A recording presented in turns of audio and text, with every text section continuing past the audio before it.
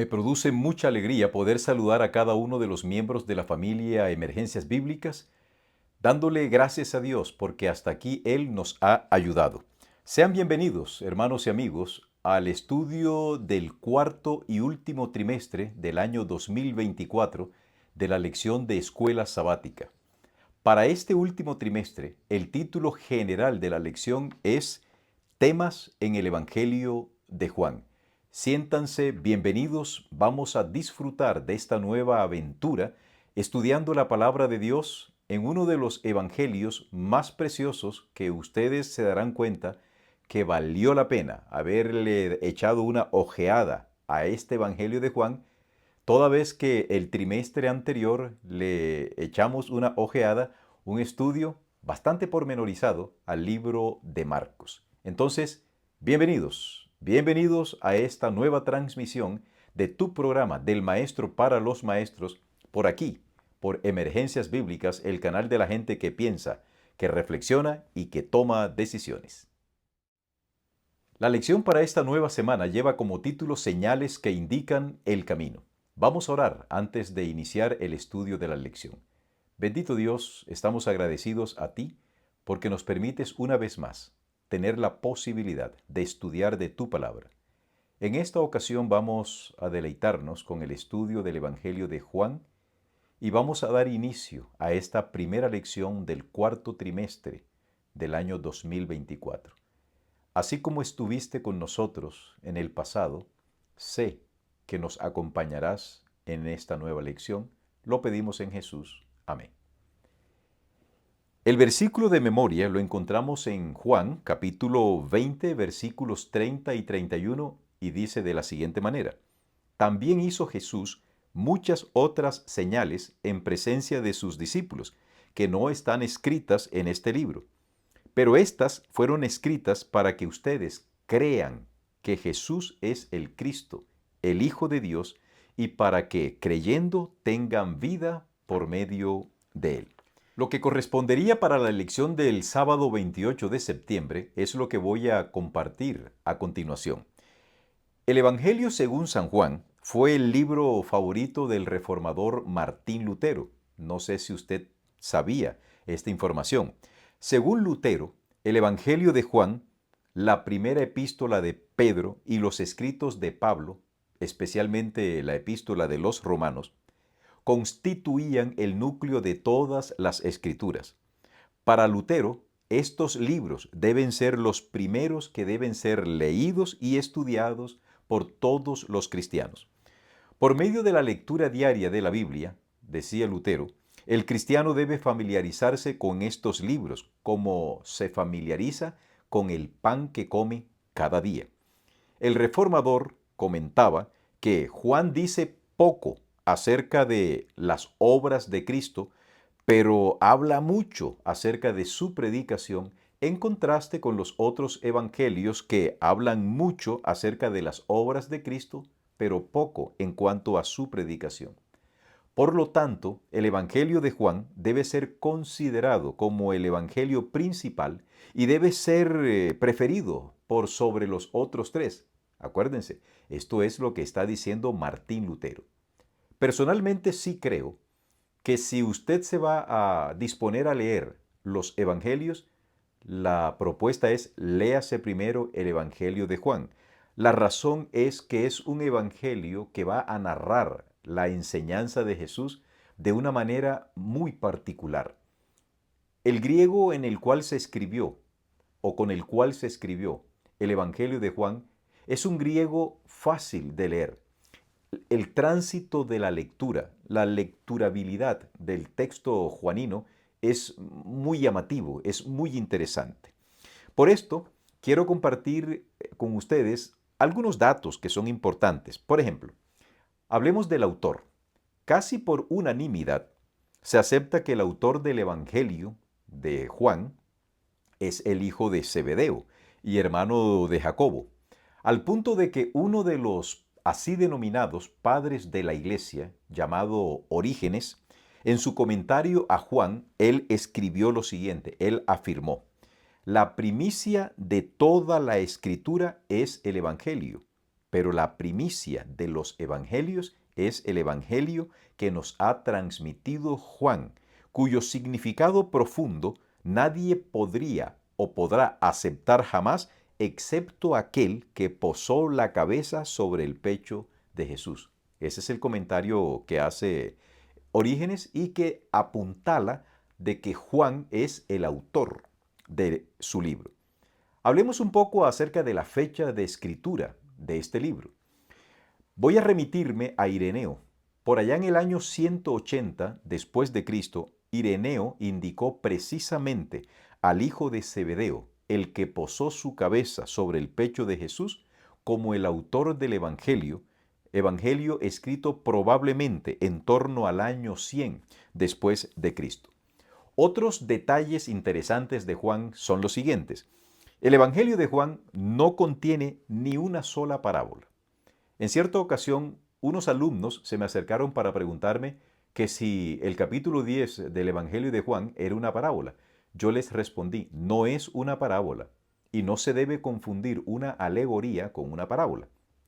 Hoy les digo a ustedes que una alegoría en el contexto en el cual estamos hablando es una sucesión de metáforas, metáforas tales como las que ustedes están leyendo en pantalla. Yo soy el pan de la vida, yo soy la luz del mundo, yo soy la puerta de las ovejas, yo soy el buen pastor, yo soy la resurrección y la vida, yo soy la vid, ustedes las ramas o los pámpanos, dicen otras versiones, yo soy el camino y la verdad y la vida. Entonces, hermanos y amigos, vamos a disfrutar realmente de este libro. No tenemos sino palabras de gratitud hacia la iglesia porque nos está ofreciendo un verdadero festín bíblico, teológico, doctrinal, interpretativo. Si tú eres de los que gustas ahondar, profundizar en el texto bíblico, te invito para que te quedes con nosotros. Vamos a solicitar que cada uno de ustedes tome sus apuntes. Acuérdense, yo nunca he dicho poseer la verdad. Yo emito conceptos que pueden estar, usted no podrá estar de acuerdo con estos conceptos, pero créanme que los digo con absoluta sinceridad. Puedo estar equivocado porque dije no poseo la verdad. Pero ahora que vamos a iniciar el estudio del libro de Juan, yo te hago una invitación a ti, amigo y hermano. Disponte para que durante este mes, si es posible durante esta semana, te leas todo el Evangelio de Juan.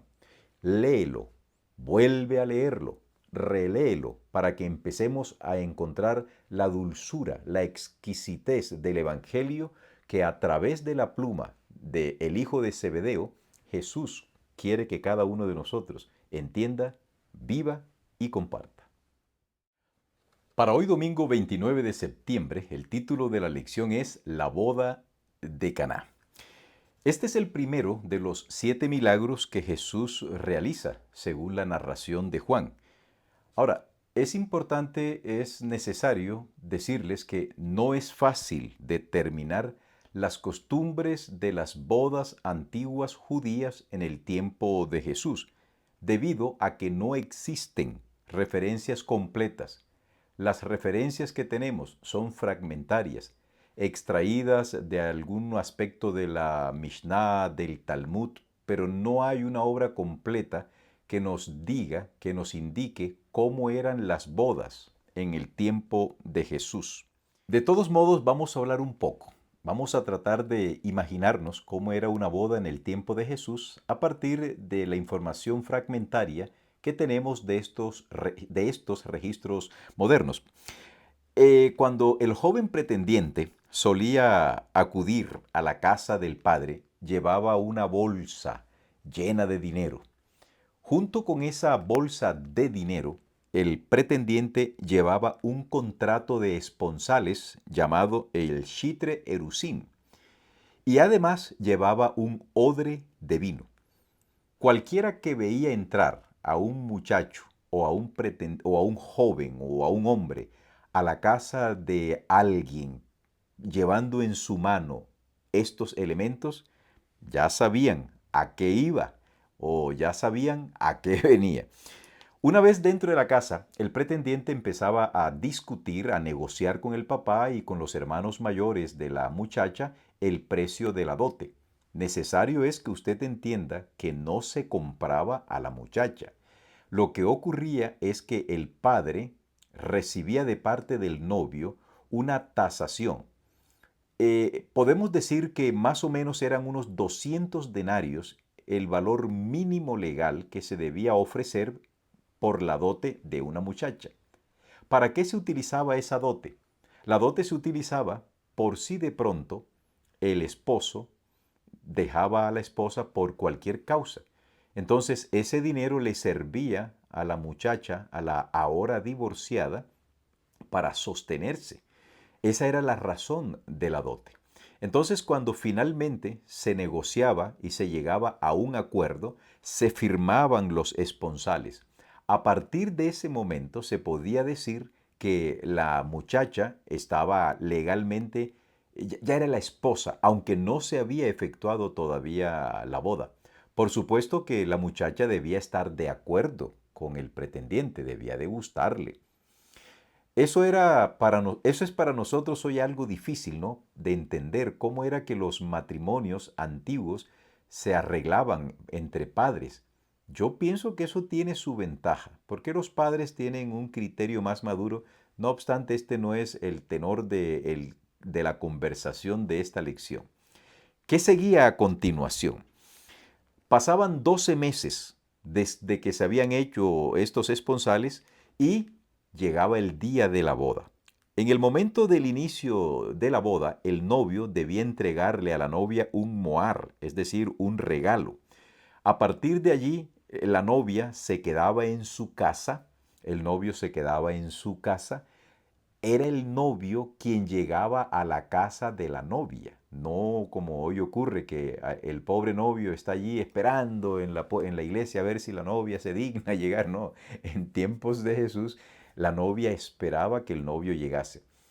Llegaba el novio acompañado de dos amigos. Se celebraba la fiesta, había mucha comida, la fiesta normalmente duraba 8 días. Después que se hacía la ceremonia en la que probablemente un sacerdote o alguien encargado por el papá de la novia daba la bendición, o el mismo padre de la novia daba la bendición, los novios se dirigían al tálamo nupcial que previamente había sido preparado por el novio. Iban acompañados por todos los invitados, pero particularmente quedaban montando guardia en la puerta del tálamo nupcial los dos amigos. Los ahora esposos pasaban una semana allí disfrutando porque los amigos le llevaban la comida, todo eso. Al cabo de la semana, el novio le decía a los dos amigos, le daba una indicación. Los amigos entraban entonces al cuarto, sacaban el lienzo nupcial, mostraban la señal de la virginidad y eso era una fiesta y la fiesta continuaba. Así que para nosotros hoy, este tipo de costumbres no es fácil de entender. Ahora yo te quiero invitar para que analicemos un poco qué fue lo que pasó en la boda de Caná. Te voy a ofrecer algunos detalles interesantes. Comenzamos. Los contrayentes eran parientes de José. Esos que se casaban eran parientes de José. La tradición dice que José ya no vivía para el momento cuando se realizó esa boda, lo cual explica el por qué o la razón no se mencione su nombre. Otro detalle, el vino que se servía primero era de la mejor calidad. ¿Por qué? Porque los invitados estaban todavía sobrios y podían degustar, sus papilas gustativas no estaban alteradas por lo etílico, sino que podían degustar, disfrutar, paladear el sabor del vino. Ahora bien, el vino de los judíos tenía cierto grado de fermentación, lo cual podía propender al embotamiento y la pérdida del gusto, razón por la cual el último vino era de inferior calidad, porque ya con las papilas gustativas vueltas un desastre. Da igual que me den cualquier calidad de vino, eso no me interesa. Otro detalle, en el Nuevo Testamento el término griego traducido como vino es oinos, pero no diferencia entre el fermentado y el vino fresco. En tanto que en el Antiguo Testamento hay dos palabras para referirse a vino. Una es la palabra tirosh, que se refiere al vino nuevo, al jugo de la uva recién hecho, y la otra palabra es yayin. Aquí te las dejo en la pantalla para que tú más o menos sepas cómo pronunciarlas, por lo menos. Y el yayin era el vino fermentado. Hay quienes creen que Jesús hizo vino fermentado siguiendo la tradición de los judíos. No es así. ¿Por qué? Por lo menos por estas razones. En primer lugar, el que creó al hombre sabe que el vino fermentado es nocivo para el cuerpo humano. Él, nuestro Señor, desaconseja el vino. En pasajes como los que tú estás viendo aquí, Levítico capítulo 10, versículo 9, Proverbios 21, Proverbios 21, 17, Proverbios 23, 30, 23, 31, Ezequiel 44, 21, Oseas 4, 11, Habacuc 2, 5, Primera de Timoteo 3, 3, Tito 1, 7, entre otros pasajes, enseñan claramente que Dios no aconseja la ingesta del vino. Segunda razón, el vino es símbolo de la sangre de Jesús, la cual no tiene ningún tipo de corrupción, no puede estar fermentada porque la fermentación es símbolo de pecado. En tercer lugar, el vino fermentado es símbolo además de las falsas enseñanzas de la Babilonia espiritual, como lo registra Apocalipsis capítulo 18, desde el versículo 1 hasta el versículo 3. Y en cuarto lugar, Jesús no le va a dar una bebida que dañe el cuerpo a sus hijos. Otro detalle, podemos asistir a un matrimonio donde se honre a Dios. A mí me han preguntado, oiga pastor, ¿nosotros podemos asistir a un matrimonio católico? ¿Podemos ir al templo, a la iglesia para acompañar a los contrayentes? Yo no le veo ningún problema. Personalmente creo que el matrimonio, por ser una dádiva de Dios y por el hecho de que Jesús sancionó con su presencia esa boda, me es indicador a mí de que yo puedo asistir a un matrimonio cristiano donde los contrayentes busquen la bendición de Dios a través de cualquiera de los ministros de culto. Pero, pastor, ¿y si la fiesta, en lugar donde voy, comienzan a beber? Bueno, allí yo te recomiendo lo siguiente. Puedes acompañar la ceremonia nupcial y si en la fiesta se van a ofrecer bebidas alcohólicas y comienzan los bailes, bueno, debemos despedirnos de los novios, darles la bendición y abandonar esa fiesta porque ya no está dentro de los parámetros que Cristo espera para un cristiano. En el versículo 11 del Evangelio de Juan, se nos indica que este acto de Cristo convertir el agua en vino fue el inicio de señales por parte de Jesús. Quiero decirte, hermano, que hay muchísima información, hay mucho material que usted puede encontrar que habla acerca de la conversión del vino, del agua en vino por parte de Jesús. Esto es un verdadero milagro, pero Juan utiliza la palabra griega semeio. Esa es la palabra que caracteriza, esa es la palabra que Juan utiliza para describir los milagros de Jesús. ¿Dónde aparece la palabra semeío en el Evangelio de Juan? En el capítulo 2, versículo 23, capítulo 3, versículo 2, capítulo 4, versículo 54, capítulo 6, versículo 2 y versículo 14, capítulo 7, versículo 31, capítulo 9, versículo 16 y capítulo 12, versículo 18. Ah, y el 11:47, se me olvidaba también. Juan 11:47. Esta palabra, semeion, destaca el significado espiritual de los milagros de Cristo que no se hicieron solo para aliviar el sufrimiento físico y la necesidad de los seres humanos. No, también se hizo o se hicieron para dar a conocer a los hombres el poder salvífico de Dios.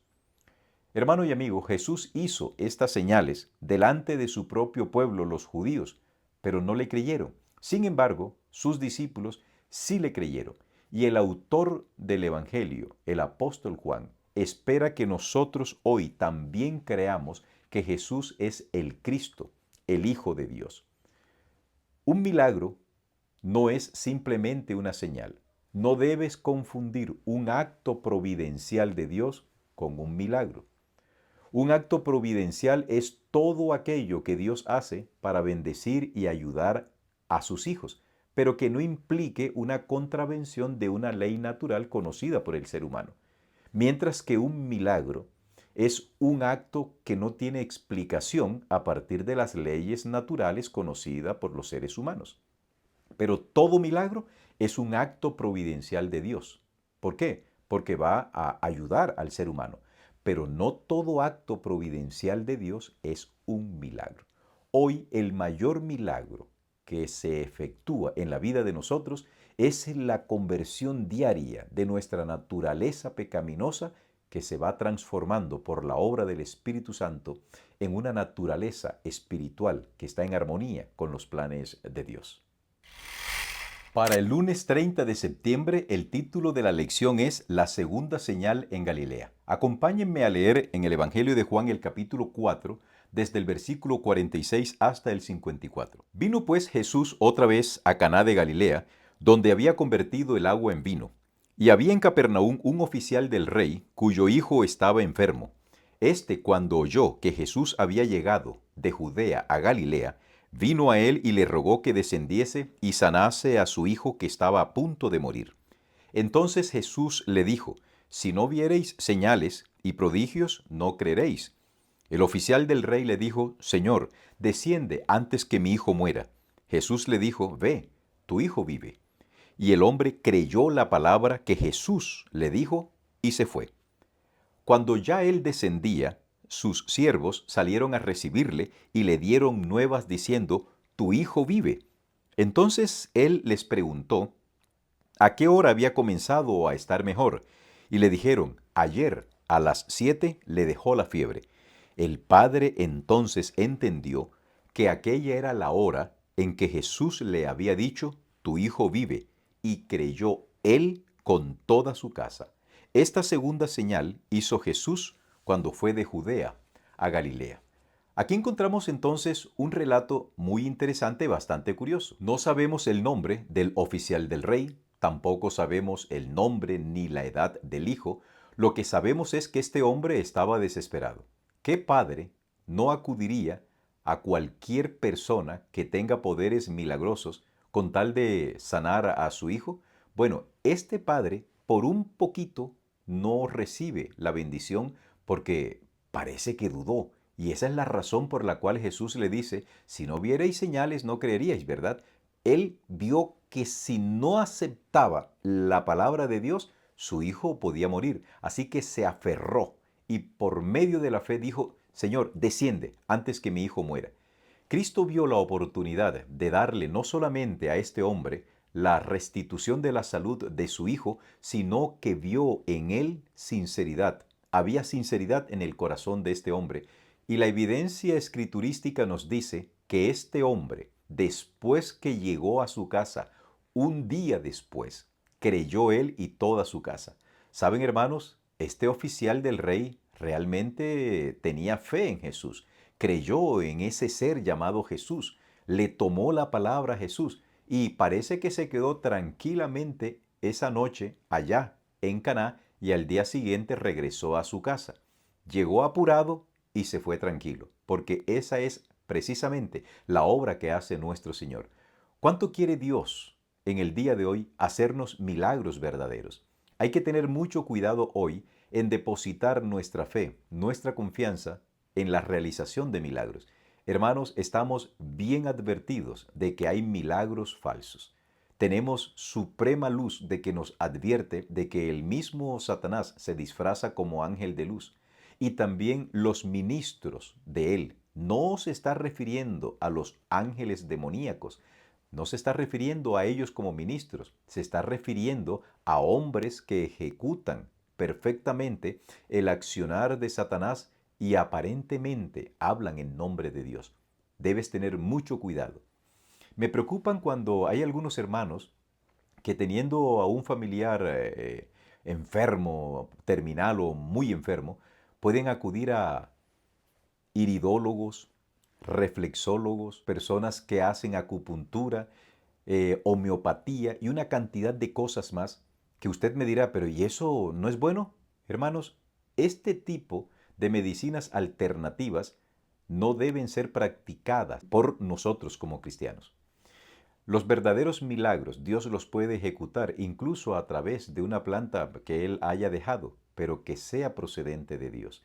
Ninguna de estas medicinas o terapias alternativas gozan de un reconocimiento por parte de la ciencia médica como tal.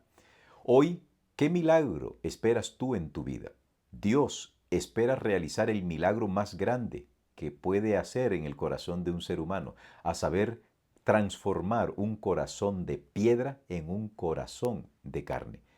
Lo único que Dios necesita es nuestro permiso, que le podamos dar acceso a que Él efectúe en nosotros ese milagro que tan urgentemente necesitamos. Abre pues el corazón a tu Dios, abre el corazón a nuestro Señor Jesucristo y espera de Él grandes cosas porque Él te ama. Para el martes 1 de octubre, el título de la lección es El milagro del estanque de Betesda. Ahora Juan nos va a narrar otra señal que encontramos en el capítulo 5 y vamos a leer desde el versículo 1 hasta donde se completa el milagro. Después de estas cosas, había una fiesta de los judíos y subió Jesús a Jerusalén. Y hay en Jerusalén, cerca de la puerta de las ovejas, un estanque llamado en hebreo Betesda, el cual tiene 5 pórticos. En estos yacía una multitud de enfermos, ciegos, cojos y paralíticos que esperaban el movimiento del agua, porque un ángel descendía de tiempo en tiempo al estanque y agitaba el agua, y el primero que descendía al estanque después del movimiento del agua quedaba sano de cualquier enfermedad que tuviese. Y había allí un hombre que hacía 38 años que estaba enfermo. Cuando Jesús lo vio acostado y supo que llevaba ya mucho tiempo, así le dijo, ¿quieres ser sano? Señor, le respondió el enfermo, no tengo quien me meta en el estanque cuando se agita el agua, y entre tanto que yo voy, otro desciende antes que yo. Jesús le dijo, levántate, toma tu lecho y anda. Y al instante, aquel hombre fue sanado y tomó su lecho y anduvo, y era día de reposo aquel día. ¿Qué detalles encontramos en esta narración? Bueno, hay algo que es importante que yo les diga.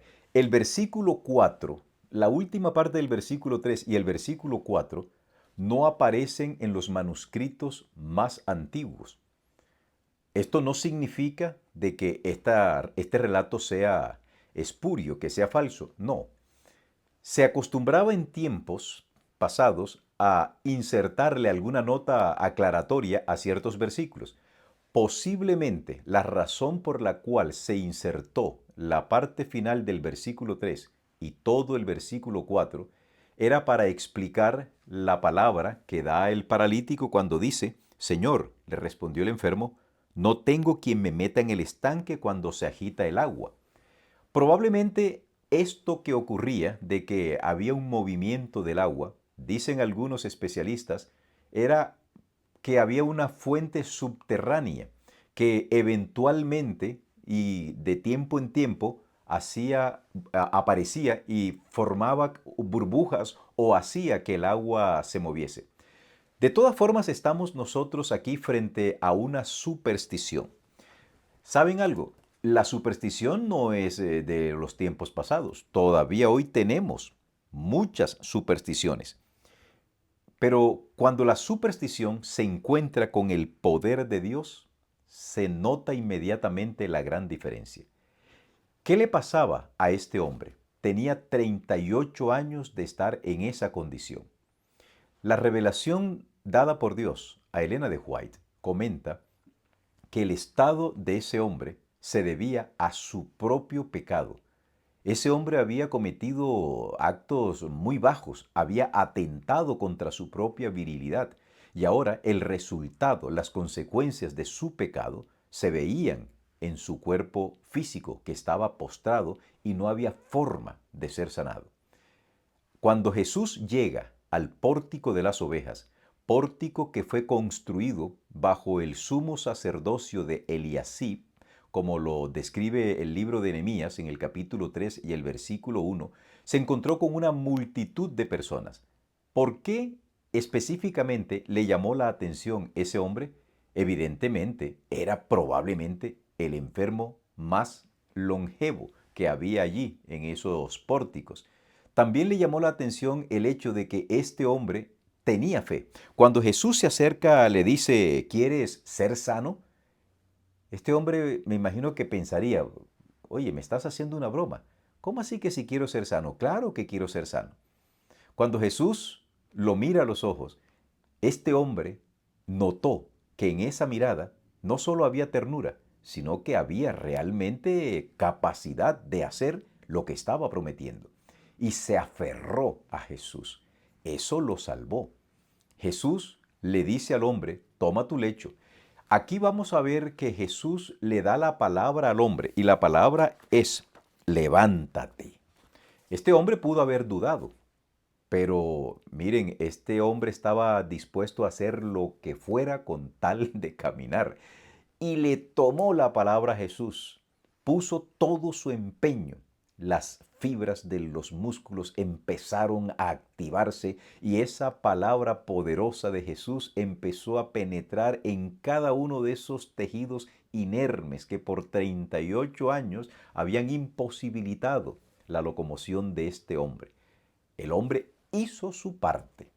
No se quedó esperando a que un milagro lo levantara, no, él puso en ejecutoria todo lo que estaba a su haber para que esa voz poderosa que Cristo le había dado hiciera en él el efecto que tanto deseaba. Y efectivamente así sucedió. Pero aquí hay una controversia y la controversia la vamos a encontrar más adelante. Por lo pronto, dejamos a este hombre feliz y contento porque ha sido sanado por nuestro Señor.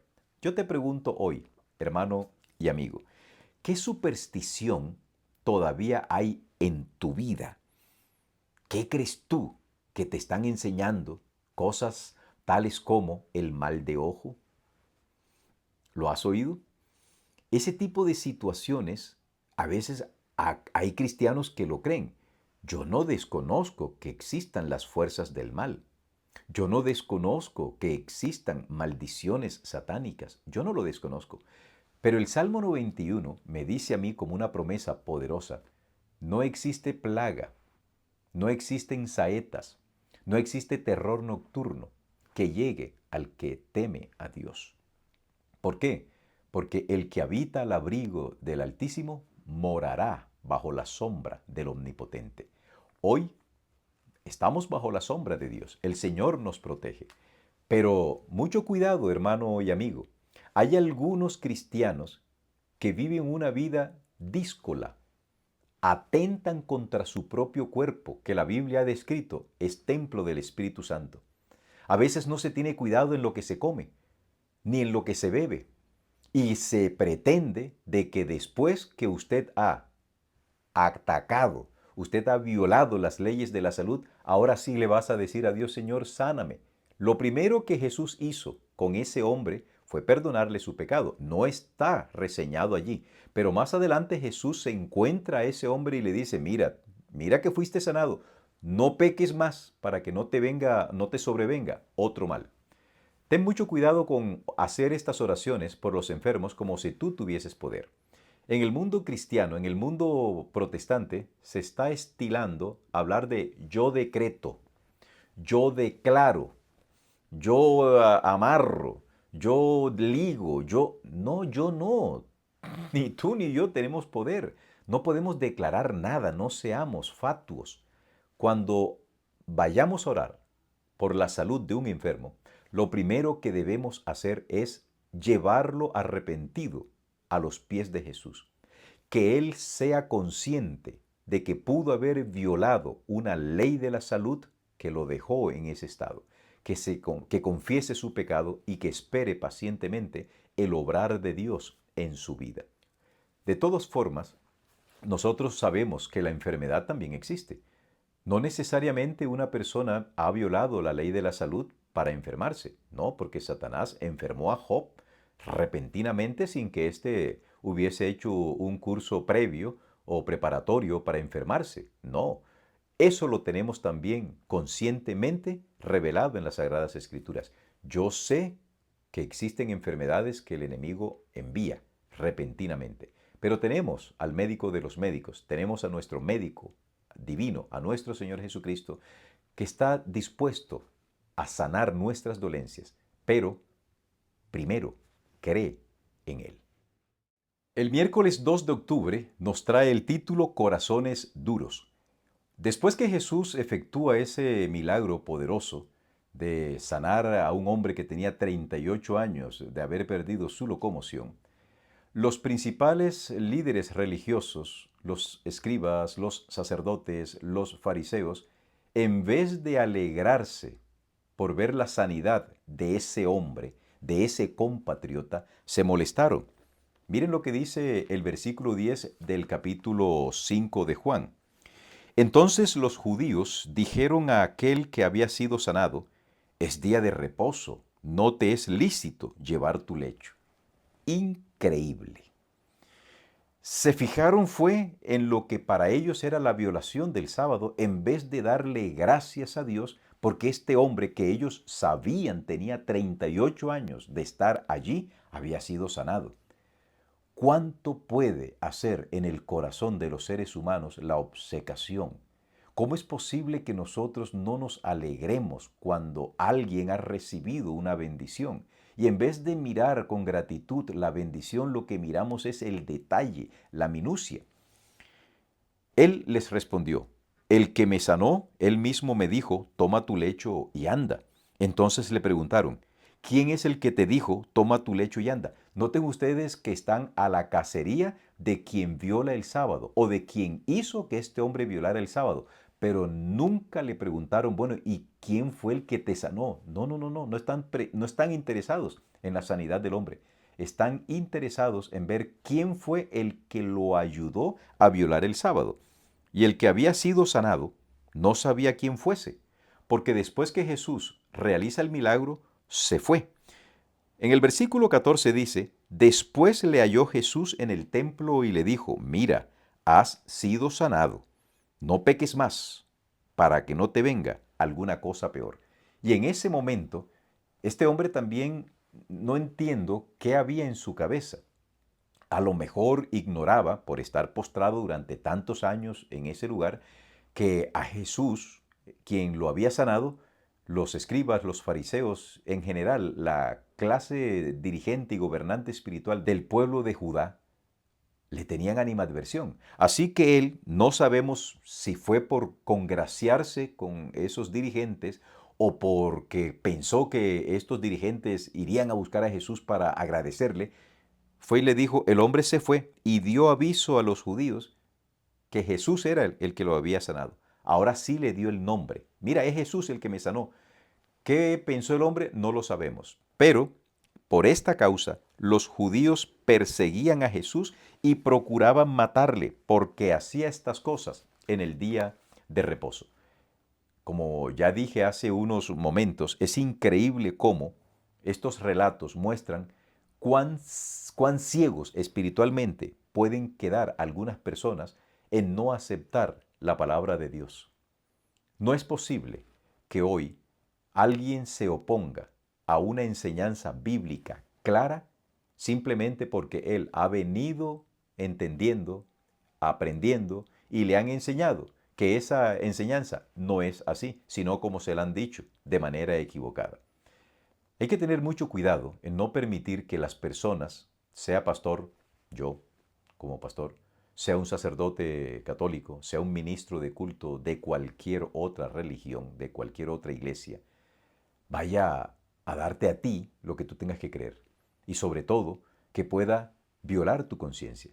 Tú tienes un criterio para poder entender. El Espíritu Santo habla a través de las Escrituras y te habla a ti con fuerza. Permite que sea Dios quien elimine de ti cualquier obcecación. Permite que el Espíritu Santo elimine de tu vida todos esos obstáculos que han sido puestos o por ti o por otros y que te están impidiendo realmente tener una visión clara de quién es tu Salvador.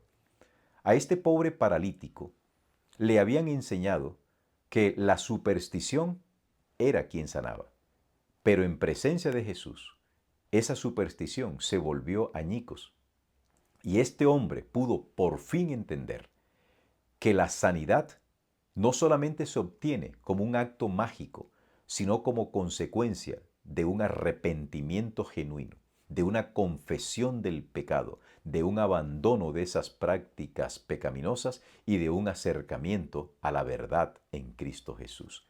Si tú estás enfermo, medita, ¿habré yo violado alguna ley? Si en estos momentos tú estás padeciendo algún tipo de enfermedad, detente y evalúa con criterio si estás atentando contra tu cuerpo como templo del Espíritu Santo. A lo mejor te han dicho que con una bendición puedes comer el cerdo, porque según la enseñanza moderna, el cerdo, bajo la bendición de la oración, ya queda limpio. Eso no es así. Si estás comiendo mariscos, estás comiendo camarón, estás comiendo langosta, ostras, cualquier tipo de moluscos o de crustáceos, de animales que Dios no te lo recomendó, detente, detente. Dios te dijo, no comas este tipo de animales. No lo comas, tú no lo comas. No es que mi pastor me dice que yo puedo bendecirlo. Tu pastor no es tu salud. Jehová es tu sanador. Préstale atención a Dios, hazle caso a Dios. Él fue el que te formó a ti. Él fue el que te creó a ti, no tu pastor, no tu ministro de culto, no el sacerdote. Créele a Dios y serás prosperado. Hoy es jueves 3 de octubre y el título de nuestra lección es Las afirmaciones de Jesús.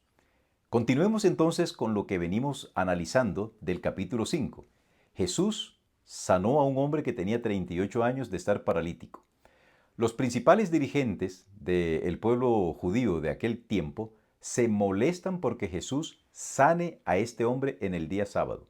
Pero su odio no va tanto hacia el hecho de que Cristo lo haya sanado, sino a que este hombre cargó el lecho. Jesús no se quedó callado. Dice el versículo 17, y Jesús les respondió, mi Padre hasta ahora trabaja y yo trabajo. Por esto los judíos aún más procuraban matarle, porque no solo quebrantaba el día de reposo, paréntesis, según su criterio, no según la enseñanza bíblica, cierro paréntesis, sino que, además de quebrantar el día de reposo según su criterio, también decía que Dios era su propio Padre, haciéndose igual a Dios. ¿Mentía Jesús? En lo absoluto. Les responde Jesús y les dijo, de cierto os digo, no puede el Hijo hacer nada por sí mismo, sino lo que ve hacer al Padre. Porque todo lo que el Padre hace, también lo hace el Hijo igualmente. Porque el Padre ama al Hijo y le muestra todas las cosas que Él hace, y mayores obras que éstas le mostrará, de modo que vosotros os maravilléis. Porque como el Padre levanta a los muertos y les da vida, así también el Hijo a los que quiere da vida. Porque el Padre a nadie juzga, sino que todo el juicio dio al Hijo para que todos honren al Hijo como honran al Padre. El que no honra al Hijo, no honra al Padre que le envió. De cierto os digo, el que oye mi palabra y cree al que me envió, tiene vida eterna, y no vendrá a condenación, mas ha pasado de muerte a juicio. Jesús hace una defensa magistral.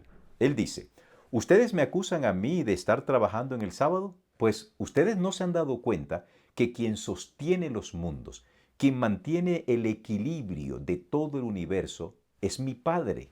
Eso le molestó a los fariseos, le molestaba a los judíos que Jesús se identificara como hijo de Dios haciéndose igual a Dios. Pero esa es una verdad. Aquí encontramos la esencia del sábado. Usted y yo, enseñados por nuestro Salvador y enseñados por nuestro Padre Celestial, podemos hacer obras de bondad en favor y en beneficio de alguien imposibilitado.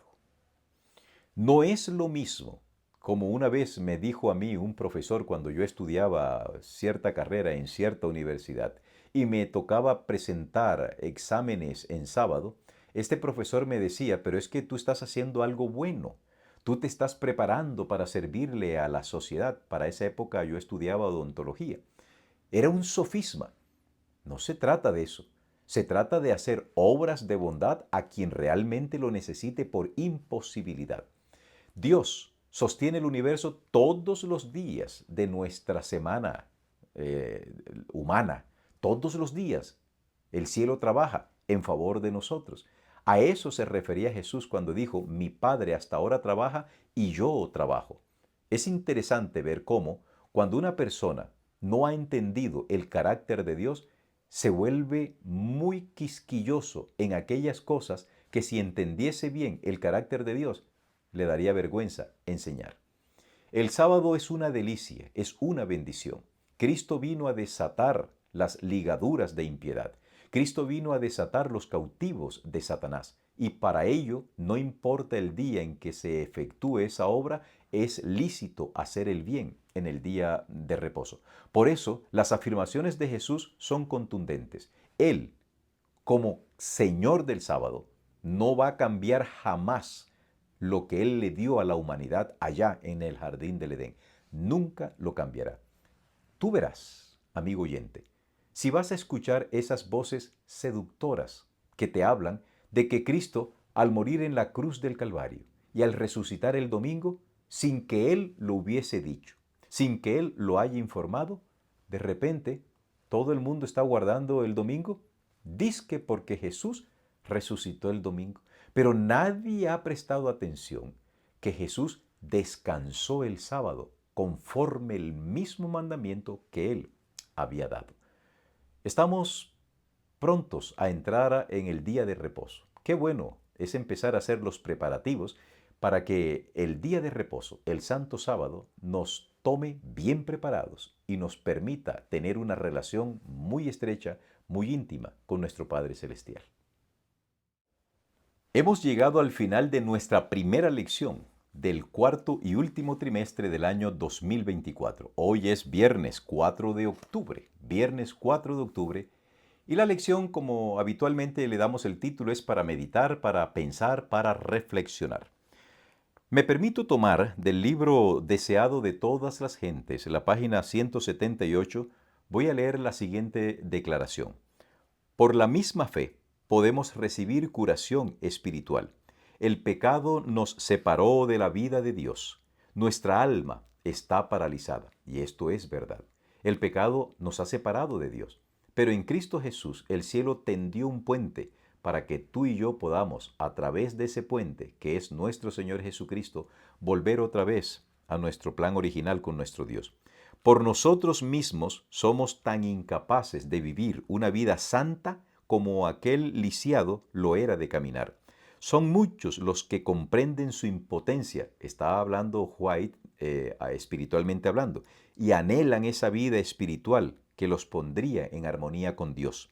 Luchan en vano para obtenerla. En su desesperación claman, miserable hombre de mí, ¿quién me librará del cuerpo de esta muerte? Alcen la mirada las almas que luchan presa de la desesperación. El Salvador se inclina hacia el alma adquirida por su sangre, diciendo con inefable ternura y compasión, ¿quieres ser sano? Eso es lo que Dios hoy nos está diciendo a nosotros. ¿Tienes tú dificultades en tu hogar? ¿Tienes dificultades en tu trabajo? ¿Tienes problemas de salud? Jesús te dice hoy, ¿quieres ser sano? Él os invita a levantaros llenos de salud y paz. No esperéis hasta sentir que sois sanos. Creed en su palabra y se cumplirá. Poned vuestra voluntad de parte de Cristo. Quered servirle y al obrar de acuerdo con su palabra, recibiréis fuerza. Cualquiera sea la mala práctica, la pasión dominante que haya llegado a esclavizar vuestra alma y cuerpo por haber cedido largo tiempo a ella, como le pasó al paralítico de Betesda, Cristo puede y anhela libraros. Alabado sea el Señor.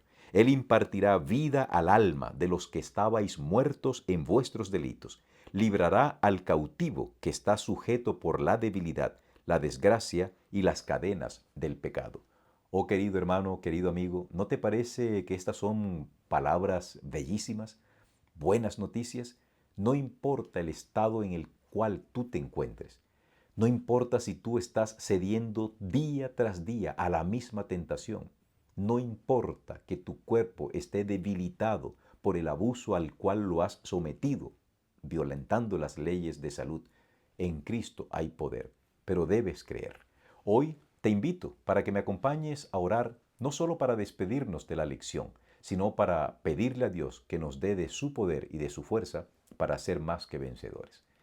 Padre nuestro que estás en los cielos, al leer estas palabras tan maravillosas en las que nos dices que nos preguntas que si queremos ser sanos y que también nos dice que tienes el poder para hacerlo, queremos ir, Señor, arrodillados, humillados delante de tu presencia. Si tenemos problemas en el hogar, si tenemos problemas de salud, no importa la naturaleza de los problemas, podemos acercarnos a Jesús y Él nos puede ayudar. Ten misericordia de nosotros, Señor. No mires nuestra bajeza. Mira los méritos de nuestro Señor y danos el poder de Cristo para vencer. Lo pedimos en Jesús. Amén. Muchísimas gracias por acompañarnos, muchísimas gracias por permitirnos entrar a tus hogares. Y aunque es la finalización del video, no te olvides de darle like. Este like es muy importante. Nos vemos la próxima semana. Fíjate tú que el título de la lección de la próxima semana es Señales de Divinidad. ¿Cómo se titula? Señales de Divinidad. Hasta pronto, mi querido hermano, y que la paz del Señor esté contigo. Bendiciones.